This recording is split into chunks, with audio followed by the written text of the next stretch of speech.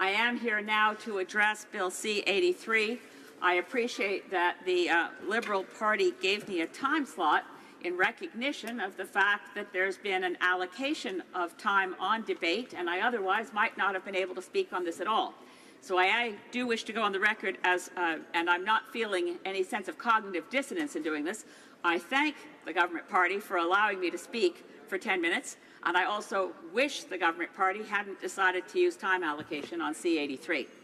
In any case, this bill comes to us in a context that I want to address first, which is a political context, a political climate that's been created by recent debates in this place, in which I regret to say I've felt demeaned, I've felt this place demeaned and diminished by a tactic of the official opposition to turn the House of Commons into sort of a secondary chamber for review of punishments meted out through the proper system, the courts of law, where we've taken days and had people's names, the horrors of gruesome, cruel murders repeated on the floor of this place, because there's clearly some thought in some quarters here that it's a good campaign tactic to talk about punishment a lot and to regret when our correctional system responds in ways that might appear to some lenient. But we are a country built on the rule of law. We do recognize that our prison system is not merely for punishment. We have to have this discussion, I think, fairly constantly. What is the point of our correctional system? What is the point of our prison system? And as many MPs have said on the floor of this place today in response to Bill C-83, many of the people in our prison system are going to re-enter society. We'd like them to re-enter society with the life skills they'll need to be contributing members of society, having paid, in that terminology, their debt to society. So it's in that context where on one end of the political extreme, we're told that we've become too lenient towards prisoners, that we turn our attention to an appalling situation where rights have been infringed and lives have been lost through the failure of the prison system to handle certain kinds of prisoners, those who find themselves in lengthy incarceration, in solitary confinement. Of course, this bill comes to us in the context of one of the most egregious of those examples. Again, it's been mentioned in this place today, the case of Ashley Smith. I think we forget sometimes how horrific her death was, how hard her life was, how hard her mother tried to help her, and how the prison system made her survival impossible. The coroner's inquest into Ashley Smith's death found that although she died from self-inflicted choking while the guards watched, the context and the circumstances of that death amounted to a homicide. And that coroner provided 104 recommendations. We also know of the case of Adam Cape, another young Indigenous man who spent 1,600 days in solitary confinement. Or of Richard Wolfe, who didn't actually die in solitary, but collapsed in a prison exercise yard at 40 years old, having spent 640 days in solitary confinement. Or another Indigenous man whose case comes to mind, that of Eddie Snowshoe, who spent 162 days in solitary confinement before hanging himself. We can note from these cases that it's quite often those with mental health issues, those who are marginalized, those who are racialized, and particularly those who are Indigenous, who end up in solitary confinement.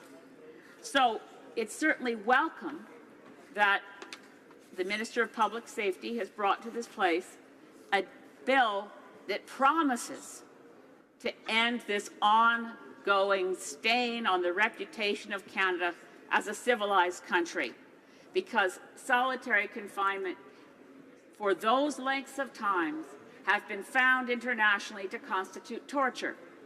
And we are a people who are convinced we do not practice torture. So I'm sad to share my disappointment in this bill and my concern that we haven't gotten it right yet. Coralie Cusack Smith, mother of Ashley Smith, said, speaking for her family, quote, C-83, quote, "It's a sham and a travesty that it's done in Ashley's name. It's just a different name for segregation. It's not ending segregation, not ending segregation for anyone with mental health issues. It's just a new name." And that theme, that it is merely rebranding, is carried through in a statement from the Honorable Senator Kim Pate. Senator Kim Pate, having spent time before entering the other place, having dedicated her whole life to fair treatment of particularly women prisoners through the Elizabeth Fry Society, and describing C-83 as disappointing and even as weakening the limitations on how often segregated prisoner experiences, solitary confinement can take place. So we know we have this idea that structured intervention units are going to be entirely different from solitary confinement. I hope they will be. I have to say it's one place where I'd like to emphasize the positive in this place. I was a member of Parliament in the same desk, in the same chair for an opposition party through the 41st Parliament. And the number of times I saw a single amendment made to a government bill, you could add up on the fingers of one hand. In a 4-year term of a majority government under Stephen Harper, bills were rammed through from start to finish without a single amendment. So I will credit the current government and the current administration of this Prime Minister with being more open to amendments. But it's a mixed bag. Some bills I would have been so happy to support if they only had enough amendments to make them acceptable. Bill C-69, the Environmental Assessment Omnibus Bill, is in that category. It's a tragedy that they didn't get it right on that one. It will be a tragedy if we collectively in this House don't get it right on this one. We have an obligation as a civilized society to re-examine what we mean by incarceration, corrections, the criminal justice system, what the purpose of incarceration is. In the 41st Parliament, the former government got rid of prison chaplains in that system, got rid of prison farms where people could have the first experience of their lives, for some prisoners, of a day outdoors doing an honest day's labor. Ironic, I suppose, that an honest day's labor took place in a prison farm context, but those programs were killed under the previous government. The prison system of our country cannot just be seen as a place on which some parts of the political spectrum want to score political points by talking about life being too easy there for people who've committed, as the language always is, heinous crimes. But I'm not sympathizing with criminals. I support the rights of victims, but it is not an effective prison system if it kills people who committed minor crimes but are stuck in a Mobius loop where they can't get help. We have to break that cycle now. We have to find ways to focus our prison system on fairness, respect, reconciliation, and rehabilitation. And this is not bleeding heart stuff. This is what makes a society whole.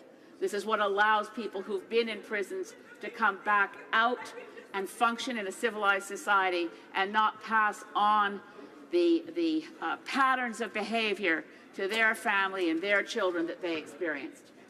So I have hopes for Bill C-83.